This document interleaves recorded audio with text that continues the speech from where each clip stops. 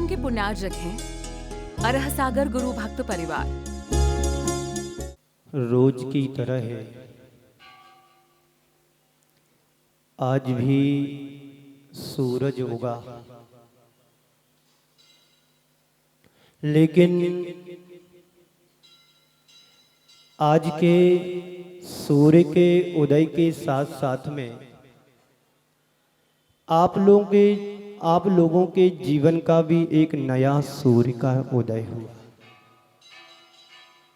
ऐसा नहीं है कि आप लोग रोज नहीं उठते हो, लेकिन जो आज तुम सुबह जल्दी उठ करके यहाँ पर पहुंचे हैं, ये तुम्हारे जीवन की एक नई शुरुआत है। हर वर्ष हम 10 लक्षण पर्व मनाते हैं, हर वर्ष हम पर्युषण पर्व मनाते हैं, लेकिन 10 दिन मना करके हम वहीं पर छोड़ देते हैं। पर संत कहते हैं ये 10 दिन तुम्हारे जीवन के अंतरंग तत्व बने तो तुम्हारे ये 10 दिन मनाने का कुछ सार्थक बना है। धर्म नहीं है सो ऐसी बात मैं नहीं कहता हूं कि तुम्हारे जीवन में धर्म नहीं है, और धर्म नहीं होता तो तुम यहां पर भी नहीं आए होते। आए इसलिए हैं कि मेरे जीवन में धर्म उतरे। अभी तो हम धर्म 10 दिन के मना रहे हैं, लेकिन 10 दिन के धर्म 10 दिन के ही ना रह जाएं। ये 10 दिन के धर्म तुम्हारे जीवन की अमिट छाप छोड़ करके जाएं, तुम्हारे अंतरंग में परिवर्तन ला दे। ऐसा धर्म जब तुम्हारे जीवन में उतरेगा तो तुम्हारे जीवन का रंग भी बदलेगा, ढंग भी बदलेगा और अंतरंग में परिवर्तन भी आएगा। 3 दिन का भूखा भिखारी नगर सेठ की हवेली के दरवाजे पर पहुंचा। पहुंचते ही उस भिखारी ने पुकार लगाई कि मालिक मुझे कुछ मिल जाए, मालिक मुझे कुछ मिल जाए। सेठ जी ने देखा और देखते ही कहा, जा यहां कुछ नहीं है, आगे जा, यहां कुछ नहीं है। भिखारी ने बड़े कातर सुर में कहा, सेठ जी मैं वास्तव में 3 दिन से भूखा हूं, सेठ जी मैं वास्तव में 3 दिन से भूखा हूं, मुझे कुछ मिल जाए, मेरा जीवन धन्य हो जाएगा।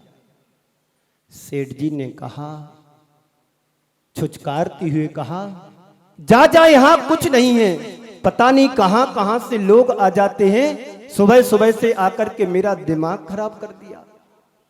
पर भिखारी ऐसा वैसा भिखारी नहीं था, भिखारी भी थोड़ा दमदार और मजबूत भिखारी था। फिर भी उसने स्वरों में कहा, वास्तव में सेठ जी मैं 3 दिन से भूखा हूं, एक रोटी भी मुझे मिल जाए तो मेरा भला हो जाएगा। जब उसने कहा तो सेठ जी अंदर से तमतमा गया। कहता है कि सुनी नहीं तुमने, जा इधर कुछ भी नहीं है। और ये बोलते हुए वहीं पर जमीन पोंछने का पोंछा पड़ा हुआ था, जमीन को साफ करने वाला पोंछा वहीं पर पड़ा हुआ था। सेठ जी ने उस पोंछे को उठाया और भिखारी के सामने दे मारा। भिखारी ने अहोभाव से उसे स्वीकार किया। भिखारी ने अपने आप को धन्यवाद देते हुए कहा, चलो कुछ तो मिला, चलो कुछ तो मिला। भिखारी आगे बढ़ा। शाम होने को हुई, सूर्य ढलने को हुआ। एक मंदिर में जाकर के उस पोंछे को धुल करके बाती बना करके दीपक जलाया और भगवान की आरती करने लगा और भगवान से प्रार्थना करने लगा कि प्रभु जिस तरह से इस दीपक का प्रकाश चारों तरफ फैल रहा है, ऐसा ही प्रकाश और ज्ञान की लहर उस सेठ जी के हृदय में भर दो ताकि उसका जीवन धन्य हो जाए। भिखारी की यह भावना उसके अंतरंग में विराजित उत्तम क्षमा की अभिव्यक्ति है। व्यक्ति को क्रोध आता है। आज बात तुम्हें क्रोध की समझना है। दिन क्षमा का है, पर क्षमा धारण करने वाला वही हो सकता है जिसके हृदय में समता और क्षमता हो। हर व्यक्ति के जीवन में क्षमा नहीं आ सकती है। वही व्यक्ति क्षमा धारण कर सकता है जो धूप में तपता हो, सर्दियों में बाहर सहन करता हो और बरसात को भी सहन करता हो। वही व्यक्ति अपने जीवन में उत्तम क्षमा की अभिव्यक्ति उद्घाटित कर सकता है।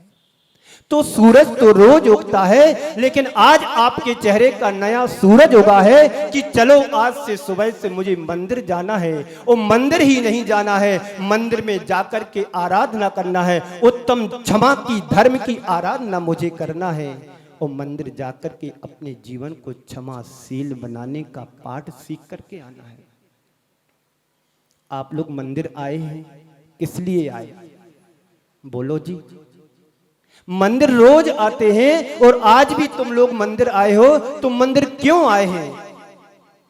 आपके अंदर से उत्तर आता है कि आज से हमारे 10 धर्म का प्रारंभ हो रहा है। आज 10 लक्षण धर्म शुरू हो गया है। आज मैं जो आराधना करूंगा वह आराधना मेरे जीवन का आधार बनेगी, वह आराधना मेरे कल्याण का कारण बनेगी, वह धर्म मेरे जीवन का उत्थान करेगा। इसलिए हम मंदिर आए हैं। कुछ लोग दर्शन करके अभिषेक करके चले भी गए होंगे। उनका धर्म उतना ही है कि मुझे अभिषेक करना, अर्घ चढ़ाना और बाकी शेष जिसको करना वो करेगा। तो लेकिन आप लोगों का उत्साह है अंदर से है कि नहीं? बोलो। उत्साह दिखना चाहिए। उत्साह यदि हमारे हृदय में रहेगा तो धर्म तुम्हारे जीवन में उतरेगा। उत्साह नहीं होगा तो कोई कितना भी पुरुषार्थ कर ले, बाहर से धर्म ओढ़ा तो जा सकता है, लेकिन जीवन में आत्मसात नहीं किया जा सकता है। एक दिन मैंने कहा था 2 तरह के लोग होते हैं, एक धर्मी होता है, एक धर्मात्मा होता है। धर्मी बाहर की क्रियाओं तक सीमित रखता अपने आप को, और धर्मात्मा होता है जो अपनी आत्मा में धर्म को बसा लेता है, वो धर्मात्मा होता है। मैं समझता हूं जितने भी यहाँ बैठे हैं और सुन रहे हैं, ये धर्मी नहीं है, ये धर्मात्मा है, क्योंकि इन्होंने अपने जीवन में उत्तम क्षमा धर्म को बसा लिया है, धारण कर लिया है। क्षमा की अभिव्यक्ति उसी के जीवन में हो सकती है जिसका दूसरे के प्रति प्रेम होता है। जिसका तुम्हारे प्रति प्रेम होता है, उसकी गलती भी तुम्हें अच्छी लगती है, उसको तत्क्षण क्षमा भी कर देते हो। उत्तम क्षमा हमारी आत्मा का गुण माना जाता है। क्रोध हमारे जीवन की बहुत बड़ी कमजोरी है और क्षमा हमारे जीवन का बहुत बड़ा बलवान सहयोगी है। क्रोध करना और क्रोध से क्रोध का उत्तर देना बहुत सरल है। किसी ने आपके साथ दुर्व्यवहार किया, किसी ने आपके लिए 2 गालियां दे दी। गाली देने वाला तो गाली देकर के चला गया, लेकिन तुमने गाली का उत्तर गाली से दिया तो तुम्हारे जीवन में कभी क्षमा पनप नहीं सकती है। गाली देने वाले को आप अनसुना कर दो, इग्नोर कर दो, नजरअंदाज कर दोगे तो तुम्हारे जीवन में वास्तव में क्षमा उतर आएगी। 3 प्रकार की क्षमा होती है। एक मजबूरी बस क्षमा होती है, एक स्वार्थ बस क्षमा होती है, एक वास्तविक क्षमा होती है। किसी ने आपके साथ दुर्व्यवहार किया और आपने उसको देख करके लगा कि इससे पंगा लेना बड़ा कठिन है, तो क्या किया आपने? इग्नोर कर दिया। चलो, एक व्यक्ति रास्ते से चला जा रहा था। रास्ते में जाते जाते एक पहलवान साइकिल से निकला। उस साइकिल से निकला और उसकी साइकिल का कीचड़ उसकी साइड पर पड़ा। सामने वाला तमतमा गया कि देख के नहीं चलते हो जी। और जैसे ही उसने नजर उठा करके देखा, ये तो हट्टा हष्ट पुष्ट है, पहलवान है, तो उसने अपना रुख बदला, रंग बदला, ढंग बदला, कहने का सब कुछ बदल दिया और देखते ही कहता है, ओ जी आपने मुझे जो चांटा मारा है, क्या आपने सही में मारा है कि गुस्से में मारा है? सामने वाला पूछता है, आपने मुझे जो चांटा मारा है ना, सही में मारा है कि गुस्से में मारा है? पहलवान कहता है, सही में मारा है। तो सामने वाला जवाब देता है, सही में मारा है तो कोई बात नहीं, यदि तुमने गुस्से में मारा हो तो क्योंकि गुस्सा मुझे पसंद नहीं। ये मजबूरी बस क्षमा होती है। मजबूरी तुम्हारे जीवन की है, तुम्हारे जीवन के साथ यदि हमारे से सामने वाला बलजोर है, सबल है, तो हम उसको देख करके अपने आप को न्यूट्रल कर लेते हैं। ये क्षमा नहीं होती। दूसरी क्षमा होती है स्वार्थ बस। स्वार्थ, लाभ, लोभ के कारण व्यक्ति सामने वाले को क्षमा कर देता है। आपके सामने कोई ऐसा व्यक्ति आ गया जिससे तुम्हारा सदियों से वास्ता हो और तुम्हारी बात भी नहीं सुनता हो, जब कभी तुम्हारे सामने आता हो पर स्वार्थ के कारण आता है, चलो कि भाई साहब के घर जाते हैं, चलो इनका काम बनेगा और मेरा भी काम सद जाएगा। आप दुकान पर व्यापार करते हैं, किसी की कपड़े की दुकान है, एक ग्राहक आया और ग्राहक आकर के उसको आप माल दिखा रहे हो। मान लो कोई बहन जी आई और बहन जी ने कहा कि मुझे इस तरह की साड़ी चाहिए। आप साड़ी दिखा रहे हैं, साड़ी के ऊपर साड़ी पटकते चले जा रहे हैं, 100-200 साड़ी तुमने उनके सामने बिछा दी और लास्ट में तुमने क्या कहा, भैया एक भी साड़ी मुझे पसंद नहीं आई। 15 से 20 मिनट हो गए हैं, साड़ियों पर साड़ी तुमने पटक दी है, दिखा रहे हैं, और सामने वाले ने कहा कि मुझे आपकी साड़ियों में एक भी साड़ी पसंद की नहीं है। सामने वाले को अंदर से गुस्सा तो आ रहा है, पर अंदर की गुस्सा मुख पर उसने आने नहीं दी। अंदर का क्रोध उसने उत्पन्न नहीं होने दिया और कहा कि कोई बात नहीं बहन जी, अगले दिन 2 दिन 3 दिन बाद नया स्टॉक आने वाला है, आप पुनः पधारिएगा, आपको इससे अच्छी सुंदर साड़ी मिलेगी। एक ग्राहक से एक व्यापारी कह रहा है, और आपके घर में आपकी पत्नी रहती है और आपके पतिदेव रहते हैं, यदि पत्नी ने एक दिन तुम्हारे मसाले या नमक कम डाला, दाल और सब्जी में, या रोटी थोड़ी कम की है, और तुम उनके लिए क्या कहते हो, 25 वर्ष हो गए तुम्हें अभी तक खाना बनाना नहीं आता है, क्या करती है, रोज हम यही देखते हैं। क्या हो गया, जैसा व्यवहार तुम ग्राहक के साथ करते हो, कहीं यही व्यवहार तुम अपनी घर में परिवार के साथ करोगे तो तुम्हारे अंदर क्षमा की अभिव्यक्ति होती। स्वार्थ बस क्षमा। एक होती है वास्तविक क्षमा, गुस्सा आने पर हम गुस्सा उत्पन्न ना करें, वो समझना वास्तविक क्षमा कहलाती है। आज क्षमा का धर्म है, हर व्यक्ति के जीवन में क्षमा होना चाहिए, क्योंकि क्षमा आत्मा का स्वभाव है, क्षमा आत्मा का गुण धर्म है। यदि हमारे अंदर क्षमा नहीं होगी तो हम कितने भी पूजा पाठ कर लें, हर वर्ष क्षमा की पूजन करते हैं, आराधना करते हैं, कितना हमारे जीवन में परिवर्तन आया जरा देख करके देखो। किसी ने थोड़ा सा उल्टा सीधा ऊंचे सुर में कह दिया तो आप तमतमा जाते हो। यहीं पर अभी कोई तुम्हारे से कहे जरा खिसको जी, आगे निकल जा, दिखता नहीं है मैं पहले से बैठा हूं।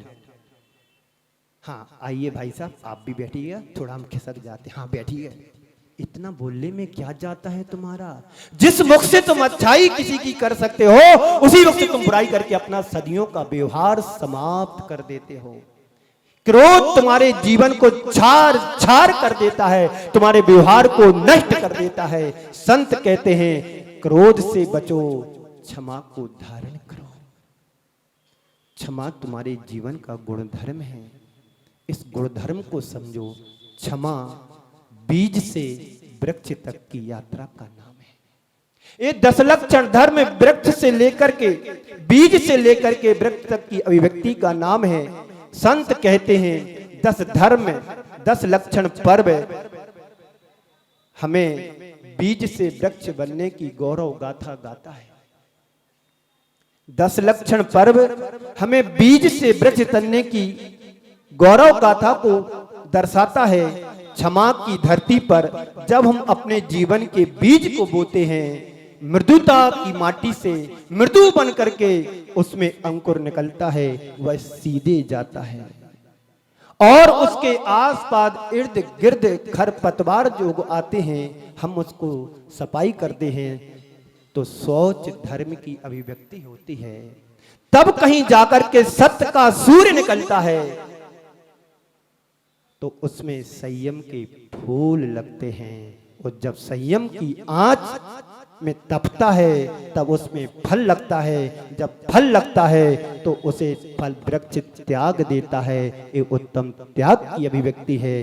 जब सब कुछ त्याग देता है तो वृक्ष एक ठूंठ के रूप में रह जाता है। ये आकिंचन है। और जब कुछ सब चला जाता है, आकिंचन हमारे जीवन को एक दिन ब्रह्म की उपासना करा देता है। वही ब्रह्म उत्तम ब्रह्मचर्य की अभिव्यक्ति होती है।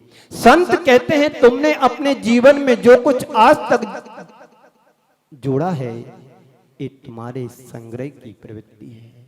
जिस दिन तुम्हारा जोड़ा हुआ सारा का सारा तुम्हारे से नील हो जाएगा, छूट जाएगा, त्याग हो जाएगा, तभी तुम्हारे जीवन में ये 10 लक्षण धर्म की अभिव्यक्ति हो पाएगी। हर वर्ष तुम 10 लक्षण पर्व मनाते हो। हर वर्ष तुम उत्तम क्षमा की पूजा करते हो। लेकिन पूजन करते करते हमारे जीवन में कितना परिवर्तन आया है। आज के संदर्भ में 4 शब्द हैं। एक उमंग, दूसरा तरंग। एक उमंग, दूसरा तरंग, तीसरा रंग। तुम्हारे जीवन का क्या रंग है? कोई गोरा है, कोई काला है, कोई मोटा है, कोई पतला है, कोई सलोना है, कोई वृद्ध है, कोई जवान है। क्या है तुम्हारे जीवन का ढंग? और चौथा है अंतरंग। जब तुम्हारे जीवन में उमंग की लहर उठेगी, तरंग उठेगी, तो तुम्हारे अंदर का अंतरंग परिवर्तित हुए बिना नहीं रहेगा। हमारे अंदर वो उमंग होना चाहिए। धर्म के प्रति, गुरु के प्रति, देव के प्रति, शास्त्र के प्रति हमारे जीवन में अंतरंग होना चाहिए, उमंग होना चाहिए। जो उमंग की लहर उठेगी तो तुम्हारे जीवन की अंतरंग में परिवर्तन आएगा ही आएगा। जब हमारे अंतरंग में परिवर्तन आएगा तो जीवन का रंग बदलेगा। जब जीवन का रंग बदलेगा तो धर्म का रंग चढ़ेगा ही चढ़ेगा। जितने भी यहाँ बैठे हैं सबके ऊपर अभी अलग अलग तरह के रंग चढ़े हुए हैं।